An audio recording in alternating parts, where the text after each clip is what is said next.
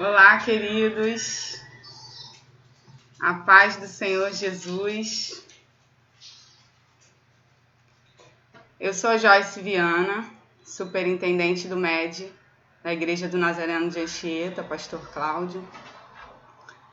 E espero em Deus que todos estejam bem, apesar de estarmos vivendo dias de afastamento, de isolamento social. Estamos unidos pelos laços do Calvário, somos todos membros do corpo de Cristo.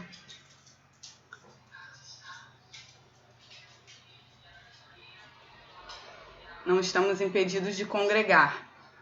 Apesar de estarmos distantes, estamos impedidos de congregar, né? Mas não estamos impedidos de adorar, não estamos impedidos de devocionar, não estamos impedidos de estar na presença do nosso Deus. E nós formamos uma igreja que é espiritual, que é metafísica, que é atemporal, que é santa, pura e imaculada. E graças a Deus temos a oportunidade hoje, temos a tecnologia aliada ao nosso favor e podemos hoje, através dessa ferramenta, continuarmos propagando o Evangelho de Cristo, continuarmos anunciando as boas novas de salvação. E é o que nós vamos fazer nesta manhã. Nós vamos celebrar a Escola Bíblica Dominical Online. Graças a Deus por isso, por esse privilégio, que apesar de estarmos distantes fisicamente, podemos estar unidos através dessa rede. Glória a Deus por isso.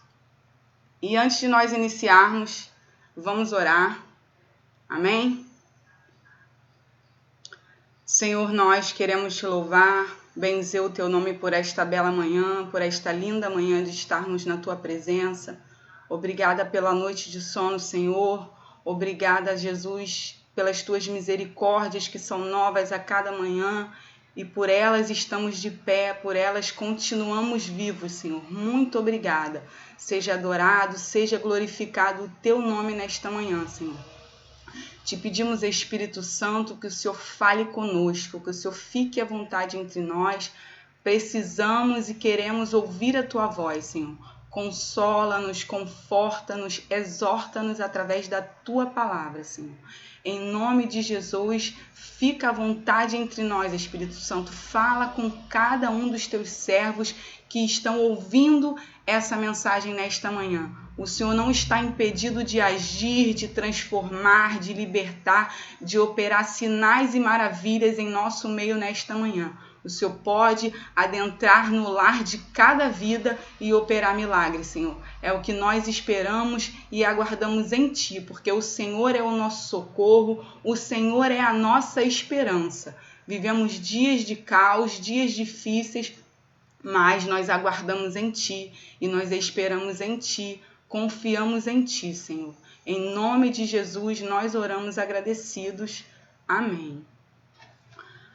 Bom, como eu já disse, né, hoje nós vamos fazer a nossa Escola Bíblica Dominical Online.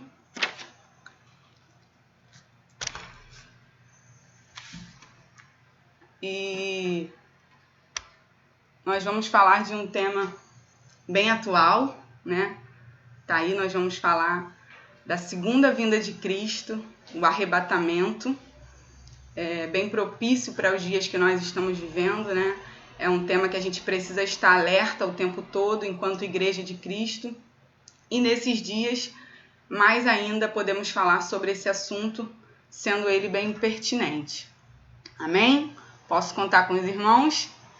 Bom, antes de eu iniciar, eu gostaria de dizer que vocês podem fazer perguntas, podem ficar à vontade para perguntar se tiver dúvidas, porém eu não vou interromper o estudo para respondê-las. Eu não vou olhar cada pergunta durante essa transmissão, mas assim que o nosso culto online acabar, eu posso retornar aqui e responder essas perguntas nos comentários, tá bom? Qualquer dúvida que vocês tiverem enquanto eu estiver falando, e eu quero sim que tenha essa interação, que vocês consigam perguntar, que vocês consigam falar, que a gente consiga esclarecer o máximo possível, porém eu não vou estar parando a transmissão, tá?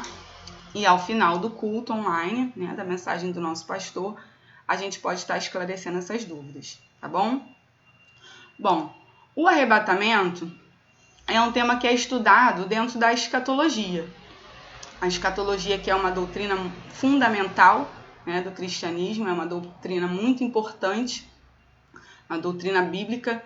E a palavra escatologia, sempre que a gente tem uma palavra que termina com logia, a gente sabe que ela está falando sobre um estudo, sobre uma doutrina de alguma coisa.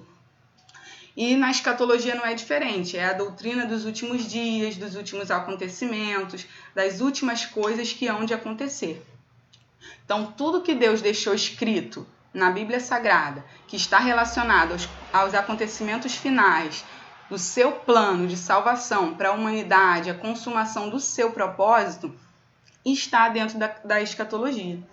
E o arrebatamento é uma vertente da escatologia. É um tema estudado dentro da escatologia. E o arrebatamento, ele marca o início do grande dia do Senhor, o grande dia de Cristo. O marco inicial desse dia é o arrebatamento. E esse dia vai se estender até o grande trono branco, o juízo final em que Deus, através de Jesus, há de consumar todas as coisas. O arrebatamento também marca o início da ira de Deus sobre os filhos da desobediência. O arrebatamento marca o término do tempo dos gentios, que é a igreja, e a volta do tempo dos judeus. O arrebatamento marca a volta do relógio escatológico de Deus. Então, o arrebatamento é um fato histórico da escatologia. E aí, por isso que ele é estudado dentro desse tema. Amém? Então, a gente já sabe o que significa escatologia, né? E que o arrebatamento é estudado dentro dessa doutrina fundamental do cristianismo, tá? E aí, o que é o arrebatamento? O arrebatamento é o momento em que Cristo irá retirar a sua igreja do planeta Terra e levá-la para estar com ele, né? Então, é o encontro do noivo com a virgem, com a noiva.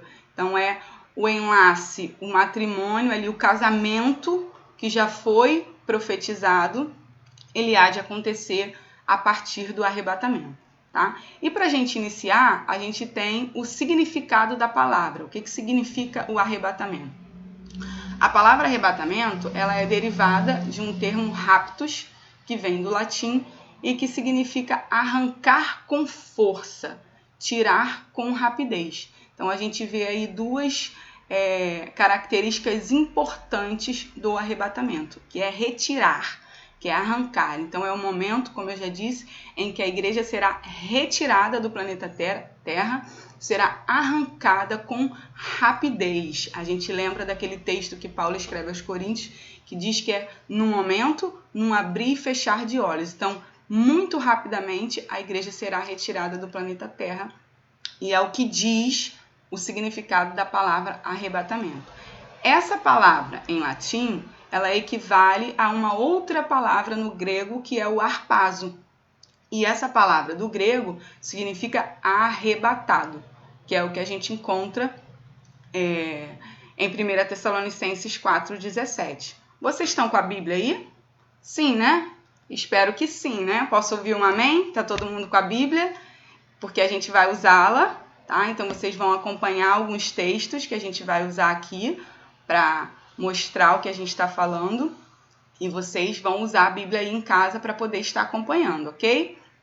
Então, a gente não vai ler esse texto agora, esse texto de Paulo, porque ele é um texto chave para falar de arrebatamento. Esse de Tessalonicenses e de Coríntios. São dois textos chaves desse tema. A gente vai ler mais à frente, tá? E além de ter esse termo fundamental, que é o raptus, arrebatado, a gente tem outros termos, agora no grego, para estar relacionando a segunda vinda de Cristo, que é o arrebatamento. E aí esses termos vão falar sobre aparecer, manifestar. Nesses textos que eu coloquei aqui para vocês, a gente não vai ler, tá, eles agora, mas vocês vão ter a oportunidade de ler em casa, aí onde vocês estão, mas em outro momento, tá? Eles estão relacionados também ao arrebatamento. Então, quando no texto de Hebreus 9, 28 e Colossenses 3, 4, quando ele fala aparecer e manifestar, quando Cristo aparecer ou quando ele se manifestar, está relacionado exatamente a esse momento que é o arrebatamento. Está relacionado à segunda vinda de Cristo, a sua manifestação, o seu aparecimento. E aí no grego essa palavra é o optomai, tá? Que a gente vai encontrar nesses dois textos que eu separei para vocês verificarem posteriormente, tá? Outro termo é o erkomai, que quer dizer vir. Então, nos textos de João 14, Atos 1 e 2 Timóteo 4, ele vai falar quando ele vir, está relacionado também ao arrebatamento.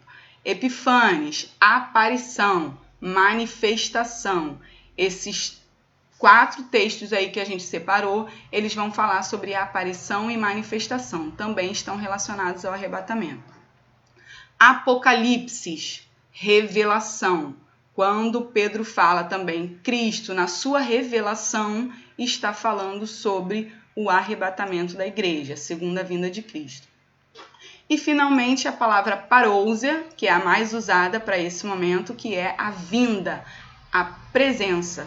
Então, todos esses textos que a gente tem aqui, eles estão falando sobre a vinda. Cristo na sua vinda, quando Cristo vier, tudo isso está relacionado ao arrebatamento da igreja, a segunda vinda de Cristo. Tá? Então, esses termos aí é só para a gente saber que em alguns momentos não vai estar escrito arrebatado, não vai estar escrito arrebatamento, vão existir outros termos que fazem o mesmo significado, que são sinônimos para arrebatamento, que vão denotar a mesma ideia do arrebatamento, da manifestação de Cristo para a sua igreja. Tá? Então, esse momento aqui da segunda vinda é o arrebatamento que a gente está falando especificamente. Por que eu estou dizendo isso?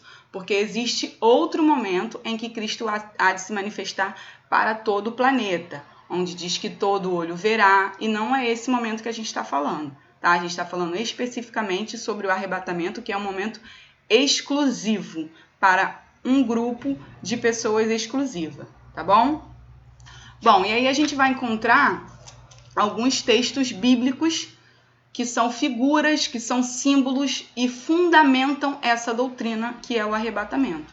E alguns personagens viveram e tiveram a experiência de viver esse fenômeno que nós aguardamos, que a Igreja de Cristo aguarda. Dentre eles a gente tem aí Noé e Ló. Esses dois personagens foram chamados a atenção pelo próprio Cristo. A gente vai encontrar isso nos evangelhos. Eu separei especificamente o texto de Lucas, porque esse texto, Lucas vai colocar os dois personagens juntos nesse momento. Vai falar tanto de Noé quanto de Ló. E Jesus disse que os últimos dias, a vinda do Filho do Homem, quando ele estava falando a respeito dele mesmo, da sua vinda, da sua manifestação, ele disse que esses dias seriam semelhantes aos dias de Noé e aos dias de Ló. Vamos ler esse texto de Lucas 17?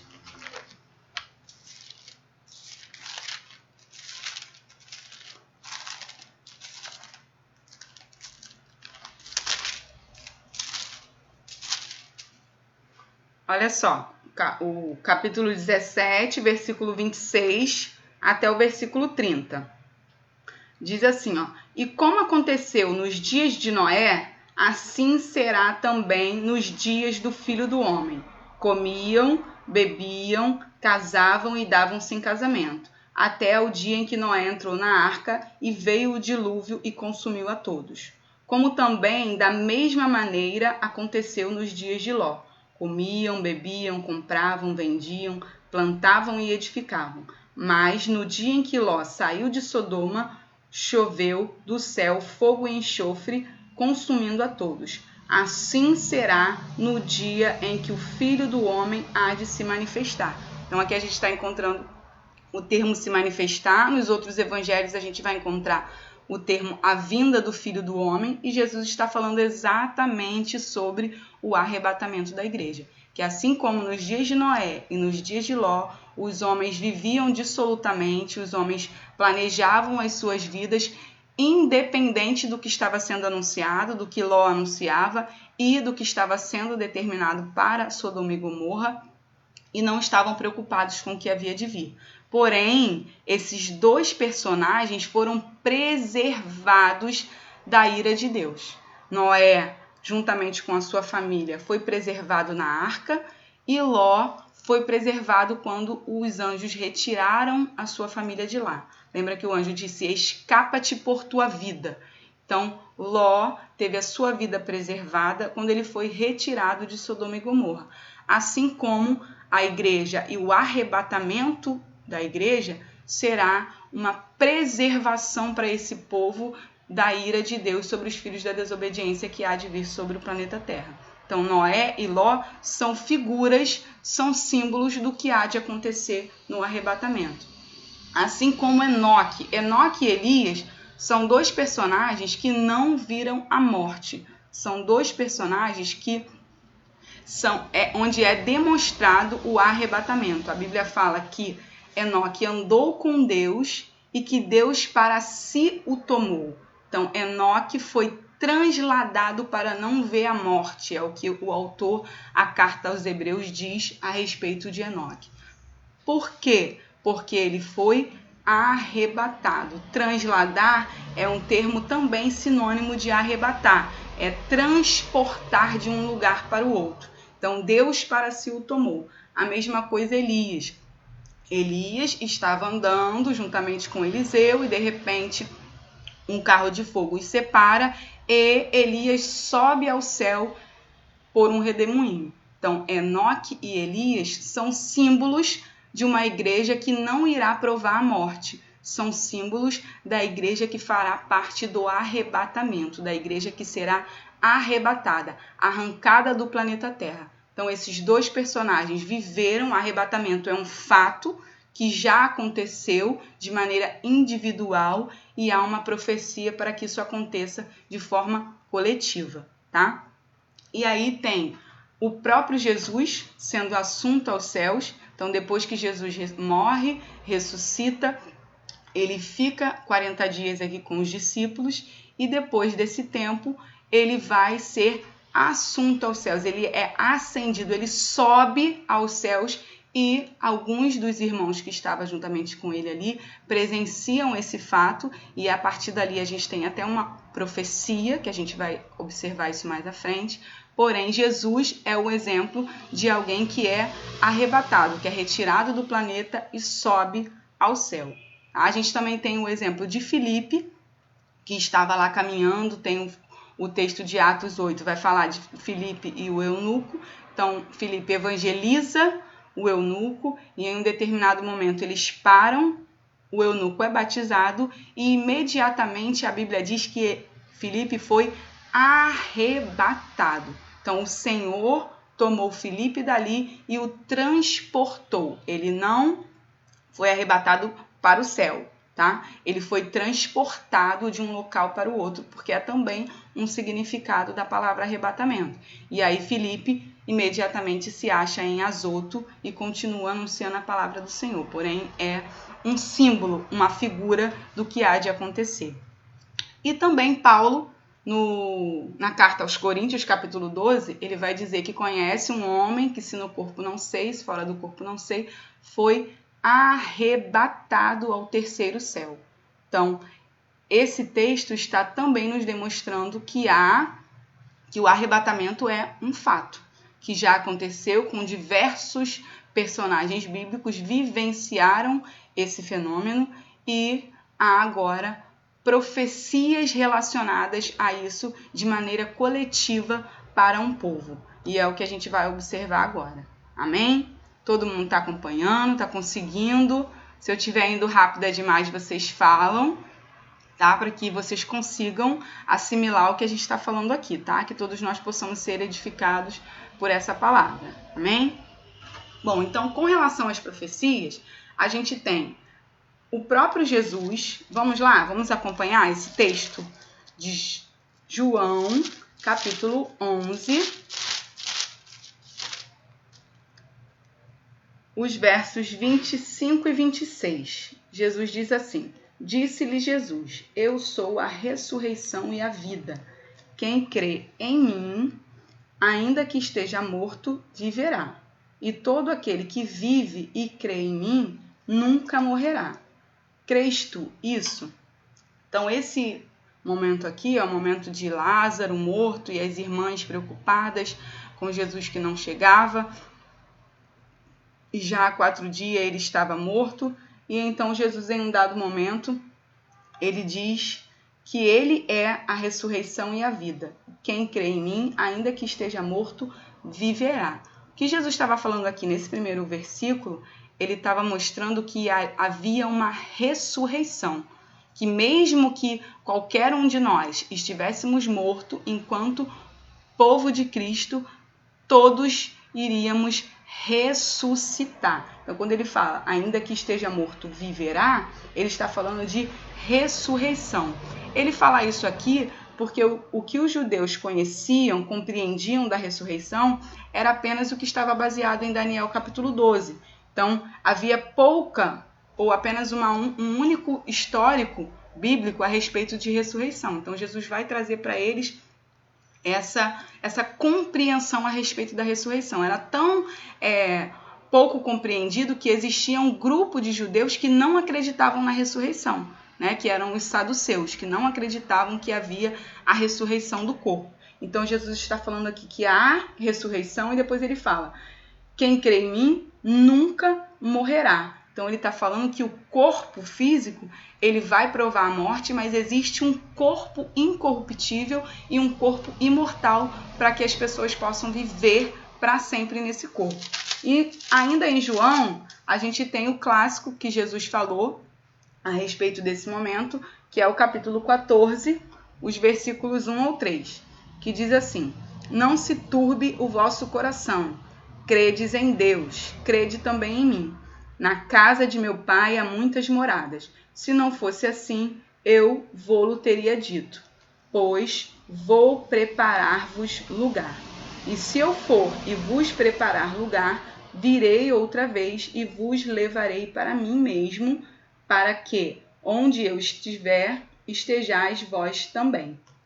Então aqui Jesus está dizendo que tão certo como ele subiu e preparou o lugar, ele voltaria para levar aquele povo para estar juntamente com ele, para todo sempre, onde ele estivesse, nós também estivéssemos juntamente com ele. Então há uma promessa que assim, tão certo quanto ele foi, quanto ele preparou o lugar. Marcos vai falar que depois de todos aqueles eventos que aconteceram aqui na terra, ele subiu e assentou-se à destra de Deus. João vai ter a revelação no Apocalipse, no capítulo 22, ou no capítulo 21, não me recordo agora exatamente. João diz, e eu, João, vi a santa cidade, a nova Jerusalém, que de Deus descia do céu, ataviada e adereçada como uma esposa para o seu marido. Então agora João, na ilha de Patmos, na sua revelação, ele vê o lugar que Jesus foi preparar pronto, que é a nova Jerusalém. Paulo também fala aos filipenses que nós aguardamos a nossa cidade que está no céu, de onde também nós esperamos o nosso Salvador. Então, tão certo como ele foi e preparou o lugar, ele voltaria. Tá? Então, Jesus profetizando a respeito desse momento. E a gente tem também, como eu disse a vocês que nós leríamos, no capítulo 1 de Atos, o testemunho dos anjos. Os anjos afirmando esse momento, demonstrando para aqueles irmãos que estavam ali, vendo Jesus subir ao céu, que assim como ele estava subindo, ele também desceria, ele também voltaria. Então os anjos testemunham e profetizam esse momento. Capítulo 1 de Atos, o versículo 11 especificamente. A partir do 9 vai ser esse fato que eu disse a vocês. E quando dizia isto, vendo eles, foi elevado às alturas e uma nuvem o recebeu, ocultando-o a seus olhos. E estando com os olhos fitos no céu, enquanto ele subia, eis que junto dele se puseram 2 varões vestidos de branco, os quais lhe disseram, varões galileus, por que estáis olhando para o céu? Este Jesus que dentre vós foi recebido, em cima no céu, há de vir, assim como para o céu o viste ir.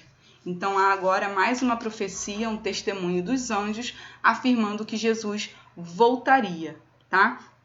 E os dois textos clássicos, como eu já disse a vocês, que são 1 Tessalonicenses 4 e 1 Coríntios 15. Vamos ler Tessalonicenses 4, a partir do verso 13. Diz assim: Não quero, porém, irmãos, que sejais ignorantes acerca dos que já dormem, para que não vos entristeçais como os demais que não têm esperança. Porque, se cremos que Jesus morreu e ressuscitou, assim também os que em Jesus dormem, Deus os tornará a trazer com ele. Dizemo-vos, pois, isto pela palavra do Senhor, que nós, os que ficarmos vivos para a vinda do Senhor, não precederemos os que dormem. Porque o mesmo Senhor descerá do céu com alarido e com voz de arcanjo, com a trombeta de Deus, e os que morreram em Cristo ressuscitarão primeiro. Depois, nós, os que ficarmos vivos, seremos arrebatados. Lembram do termo que eu falei para vocês? Em 1 Tessalonicenses 4:17 está aqui. Juntamente com eles nas nuvens, a encontrar o Senhor nos ares. E assim estaremos sempre com o Senhor. Então aqui a gente tem Paulo consolando a igreja de Tessalônica para que eles não ficassem ignorantes a respeito daqueles que morreram em Cristo. Ele fala a respeito dos que já dormem, para que vocês não se entristeçam como aqueles que não têm esperança. Então, essa palavra é uma palavra de esperança para todos nós. E aí ele vai falar sobre o contexto do arrebatamento. Como há de acontecer? Os mortos ressuscitarão e os que estiverem vivos serão arrebatados a encontrar com o Senhor nos ares. E ele também vai falar isso aos Coríntios, no capítulo 15, a partir do verso 50. Diz assim: E agora digo isto, irmãos, que carne e sangue não podem herdar o reino de Deus, nem a corrupção herda a incorrupção. Eis aqui vos digo um mistério. Na verdade, nem todos dormiremos, mas todos seremos transformados. Num momento, num abrir e fechar de olhos, ante a última trombeta, porque a trombeta soará, e os mortos ressuscitarão incorruptíveis, e nós seremos transformados, porque convém que isto que é corruptível se revista da incorruptibilidade, e isto que é mortal se revista da imortalidade. Então, Paulo agora, mais uma vez, vai falar sobre a ressurreição.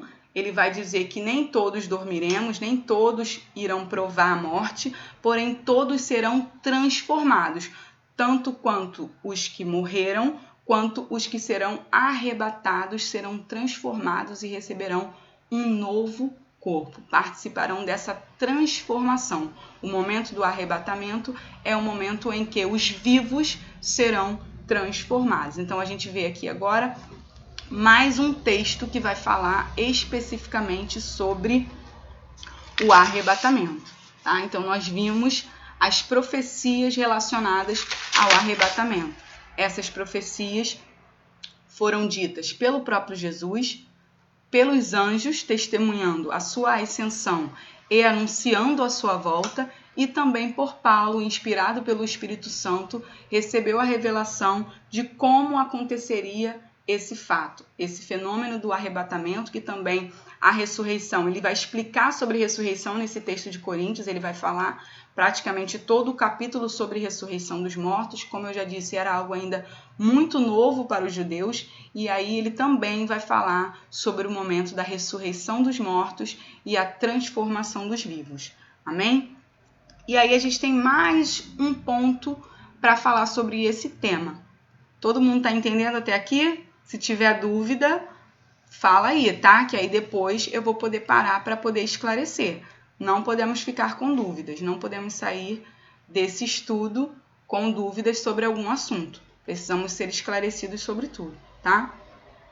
Bom, e aí eu pergunto para vocês, quando será esse fato? Quando acontecerá o arrebatamento?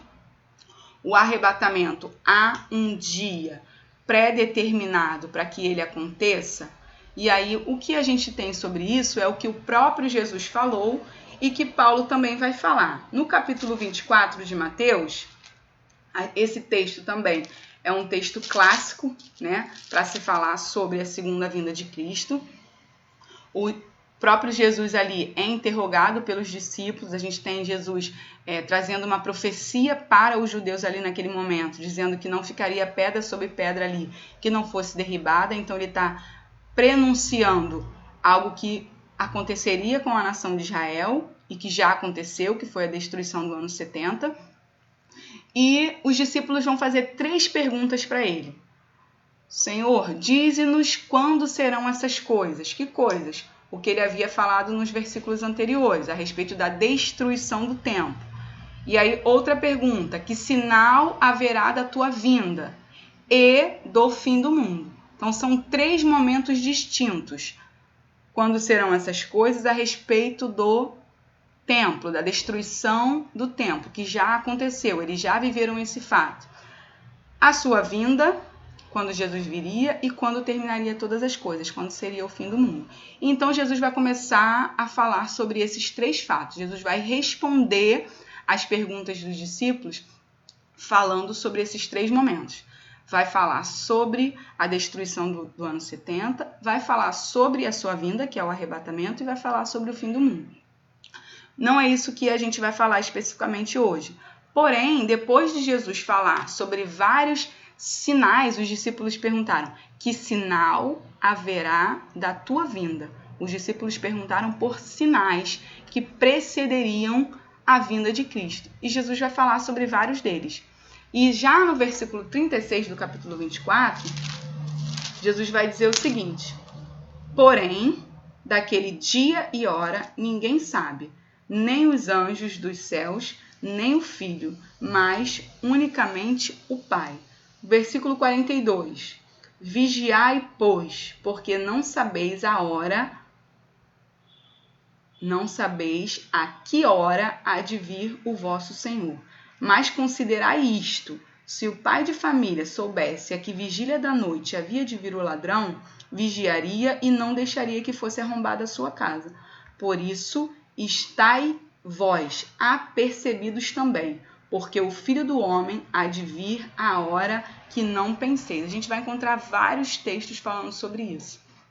Jesus vai falar em vários momentos que o dia e a hora ninguém sabe. Porém, a sua vinda estaria condicionada ao cumprimento dos sinais que ele mesmo havia predito. Esses sinais que antecedem a vinda do Senhor. Então, todos eles precisavam estar atentos ao cumprimento desses sinais para que eles soubessem quando seria a volta de Cristo. E aí eu pergunto para vocês já leram esse texto muitas vezes. Há algum sinal que ainda precisa ser cumprido? Todos os sinais que Cristo anunciou já se cumpriram? Precisa alguma coisa se cumprir ainda para ele vir? Para ele voltar? Eu acho que todos vocês sabem que não, né? Tudo que ele disse a respeito dele mesmo está cumprido. Eu quero ler aqui, eu não coloquei aqui, mas deixa eu ver se eu acho aqui que é Lucas.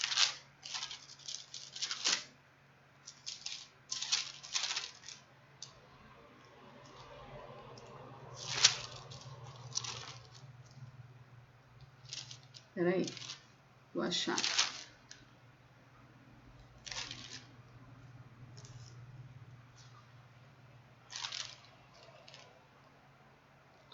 Não, é Mateus mesmo, capítulo 24, versículo 33, que eu não li. Ele diz assim, igualmente, quando virdes todas essas coisas, sabei que ele está próximo, às portas. Então, quando todas essas coisas tiverem se cumprido, Jesus disse que ele estaria próximo de voltar, às portas.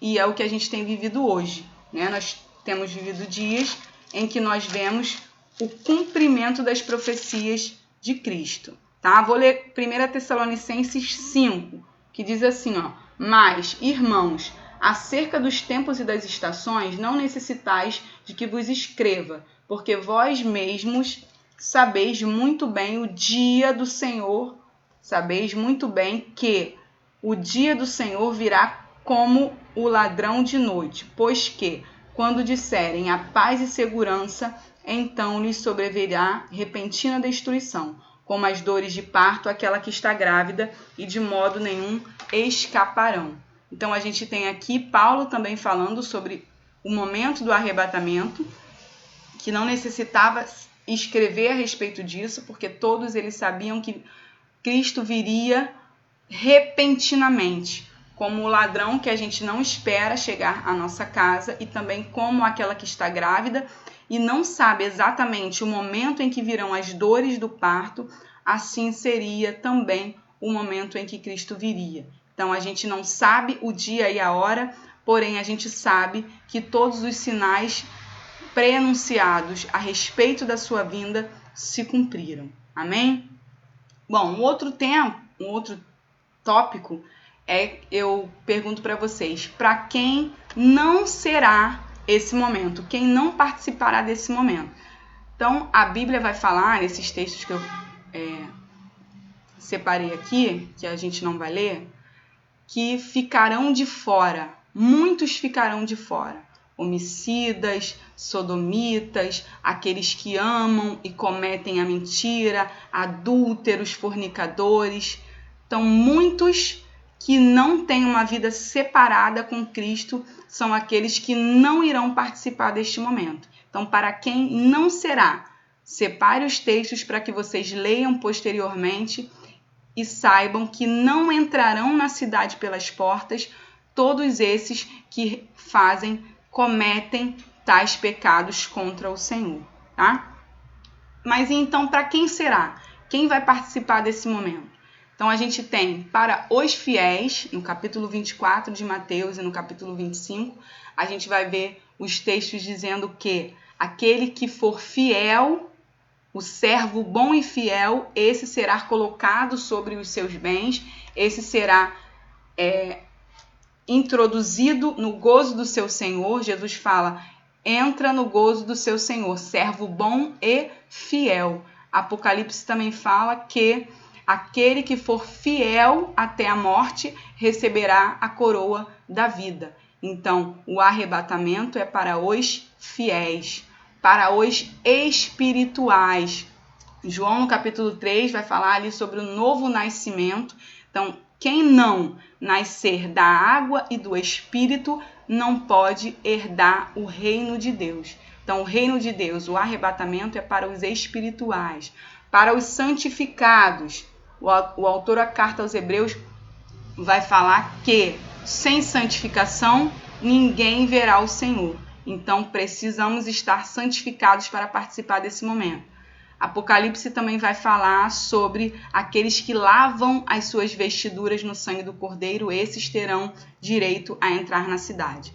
E os perseverantes, aquele que perseverar até o fim será salvo. Então, esses são alguns grupos dos quais irão fazer parte do arrebatamento, que estarão com o Senhor na sua segunda vinda. Amém? Bom, voltando ao texto de Tessalonicenses e Coríntios, a gente tem uma ordem dos fatos no momento do arrebatamento. A gente leu esses dois textos e eles vão nos mostrar que ordem é essa. Então, Paulo vai falar que primeiro os mortos ressuscitarão e depois, ele usa esse termo, nós, os que ficarmos vivos, seremos arrebatados. Ele fala que de maneira nenhuma nós precederemos os que dormem. Então, o primeiro fato a acontecer, a gente vai ter o toque da trombeta, tá? Paulo vai falar sobre alarido, toque de trombeta. Em Coríntios e em Tessalonicenses, a gente vai ter esse momento, a trombeta soar, e ao soar da última trombeta, a gente tem os mortos ressuscitando e descendo com Cristo. Paulo aos Tessalonicenses fala, porque o mesmo Senhor descerá do céu com alarido e com voz de arcanjo e a trombeta de Deus. E os mortos ressuscitarão e nós nos encontraremos com eles nos ares. Então a gente tem ressurreição dos mortos e arrebatamento e transformação dos vivos. Então os mortos descem com Cristo e nós subimos para nos encontrar com eles nos ares. Então, primeiro fato, ressurreição dos mortos. Segundo fato, arrebatamento e transformação dos vivos. E então todos nos encontramos com Cristo nos ares. E nesse momento também, Paulo disse aos Coríntios que nem todos dormiremos, porém todos seremos transformados. Então haverá uma transformação do nosso corpo físico em um corpo glorioso. Então receberemos um corpo glorioso. Lembra que a gente leu que convém que o que é corruptível se revista da incorruptibilidade e o que é mortal se revista da imortalidade. E também aos Filipenses, Paulo vai dizer que o nosso corpo abatido será transformado em um corpo de glória semelhante ao de Cristo. Então, nós receberemos um corpo glorioso nesse momento do arrebatamento. E, juntamente com todos esses fatos que nós acabamos de elencar, a gente tem 2 outros momentos que acontecerão nos ares, quando a igreja for tomada, for arrebatada nos ares. Enquanto aqui na terra a gente tem a grande tribulação, que a gente não vai falar nesse momento, acontecendo, nos ares a gente vai ter o tribunal de Cristo e as bodas do Cordeiro. Então é o momento em que os crentes, tá? Lembrando que, rapidamente, quando Paulo fala ressurreição dos mortos, são os mortos em Cristo, tá? Então são aqueles que morreram em Cristo, não são todos os mortos que vão ressuscitar nesse momento. Esse momento de ressurreição é exclusivo para aqueles que morreram em Cristo. Os outros mortos não participam desse momento. João vai falar no livro do Apocalipse que essa ressurreição é a primeira ressurreição. Quem faz parte da primeira ressurreição? Apenas aqueles que forem arrebatados, a ressurreição dos mortos em Cristo. E os outros mortos vão fazer parte da ressurreição final, que é chamada de segunda morte, em que eles ressuscitarão para a condenação e serão lançados no lago de fogo, tá? Só para esclarecer isso que me veio à mente agora. Então a gente tem o tribunal de Cristo, que é o momento de receber o galardão das nossas obras, tá? Então é um momento de julgamento, sim, mas não é um julgamento para condenação, tá? É um julgamento para as nossas obras e para a premiação. E posteriormente a gente tem as bodas do Cordeiro, que é o momento em que a noiva há de encontrar-se com o seu noivo para celebrar esse casamento. É o momento em que nós cearemos com ele. Lembra que Jesus falou para os discípulos lá no momento da ceia que eles não beberiam do fruto da vide até que bebessem com ele no reino de seu Pai. E Apocalipse 19 vai falar sobre esse momento, as bodas do Cordeiro. Então esses fatos estarão acontecendo nos ares quando a igreja for arrebatada. Amém? E para a gente terminar, irmãos, essa palavra precisa ser uma palavra de conscientização para nós, mas acima de tudo é uma palavra de consolo, é uma palavra de conforto. Tá? De que maneira nós devemos aguardar o arrebatamento? O arrebatamento deve ser aguardado pela Igreja de Cristo, pelos salvos, por aqueles que estão em comunhão com Deus, em santificação e de forma irrepreensível. Paulo aos Tessalonicenses, no capítulo 5, no versículo 23, ele vai dizer: e o mesmo Deus de paz vos santifique em tudo, e todo o vosso espírito, alma e corpo sejam plenamente conservados, irrepreensíveis para a vinda do nosso Senhor. Então é dessa maneira que nós aguardamos a vinda de Cristo, conservando o nosso corpo irrepreensível diante do Senhor. E o autor da carta aos Hebreus, que a gente já citou aqui, ele diz que sem santificação ninguém verá o Senhor. Então nós precisamos aguardá-lo em santificação. Esse texto de Tito, Eu quero ler com vocês rapidamente, porque ele é muito interessante. No versículo 11, ele diz assim: porque a graça de Deus se há manifestado, trazendo salvação a todos os homens, ensinando-nos que, renunciando à impiedade e às concupiscências mundanas, vivamos neste presente século sóbria, justa e piamente, aguardando a bem-aventurada esperança e o aparecimento da glória do grande Deus e nosso Senhor Jesus Cristo. Que lindo esse texto, nos ensinando de que maneira precisamos aguardar o arrebatamento da igreja. Nos afastando da impiedade, renunciando à impiedade e às concupiscências mundanas e vivendo de maneira sóbria, justa e pia, aguardando a bem-aventurada esperança. A nossa esperança é o Senhor.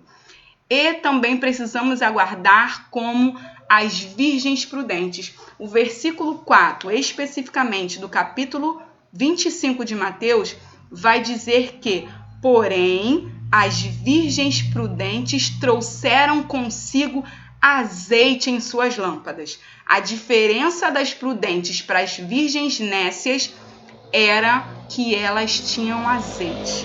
Não adianta ter lâmpada se não tiver azeite. Nós precisamos ter as nossas lâmpadas acesas através do azeite que nós colocamos diariamente, cotidianamente nas nossas lâmpadas. Oração, jejum, devocional, meditação na palavra, comunhão com Deus, comunhão com os irmãos, congregando. Então nós precisamos colocar azeite em nossas lâmpadas diariamente. Lembra do que o autor aos Eclesiastes diz? Em todo tempo sejam alvos seus vestidos e nunca falte o óleo sobre a sua cabeça. Precisa haver azeite o tempo todo em nossas lâmpadas para que nós possamos ouvir o noivo chamar, para que nós possamos entrar e a porta se feche. Nós precisamos estar dentro e não de fora como as virgens loucas. E finalmente, irmãos, eu gostaria de voltar lá no texto de Paulo aos Tessalonicenses, o último versículo do capítulo 4, que nós não lemos, que diz: portanto, consolai-vos uns aos outros com essas palavras. Então, Paulo vai falar sobre todo esse momento do arrebatamento, da ressurreição, e ele vai dizer que essa palavra é uma palavra de consolo, é a nossa principal fonte de consolo. Lembra lá do versículo 13, que ele falou que nós não podíamos ficar como os demais que não têm esperança? Então, nós precisamos consolar-nos uns aos outros com essa palavra, porque Cristo é a nossa esperança. Essa é a nossa principal fonte de consolo nos dias que nós vivemos, dias de dores, dias de muitas pelejas, muitas lutas, dias cruéis, dias difíceis, porém há um consolo para todo o nosso sofrimento.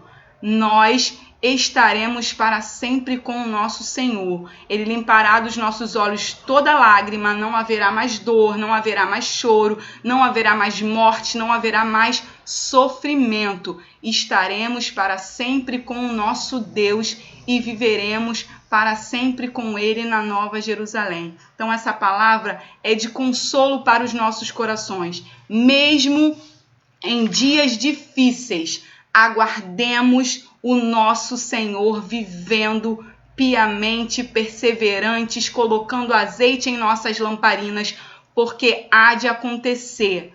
Assim como ele subiu e preparou o lugar, ele virá. Há uma promessa e essa promessa há de se cumprir. Nós precisamos estar preparados, prontos, perseverantes, fiéis, lavados no sangue do nosso Senhor Jesus Cristo. Amém? Então fiquem com essa palavra. Eu espero que o nosso Deus nos abençoe, continue nos abençoando, continue nos guardando e nos mantendo firmes, vigilantes. Lucas vai dizer que nós precisamos estar vigiando e orando para que nós possamos ser achados dignos de estar de pé diante do nosso Senhor quando Ele vier. Amém, queridos? Que Deus vos abençoe. Continuem ligados, tá? O nosso pastor já vai entrar. Assim que eu terminar essa transmissão, já vai entrar a transmissão dele e nós o assistiremos e adoraremos ao nosso Senhor nesse culto devocional que nós prestaremos ao nosso Deus já já, tá bom? Que Deus vos abençoe. Foi um prazer estar com vocês aqui nesta manhã.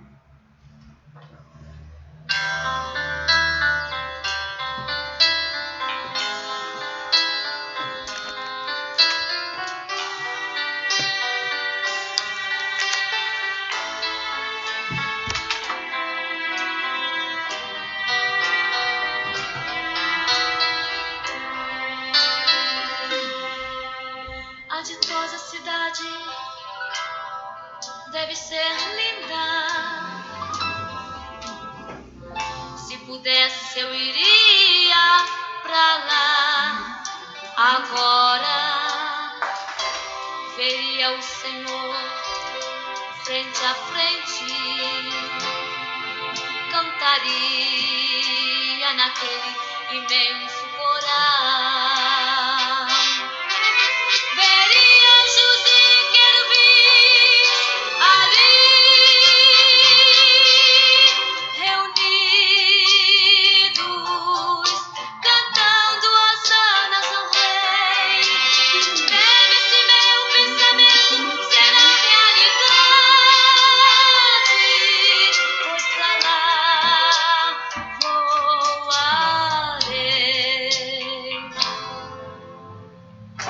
Veria ainda todos os discípulos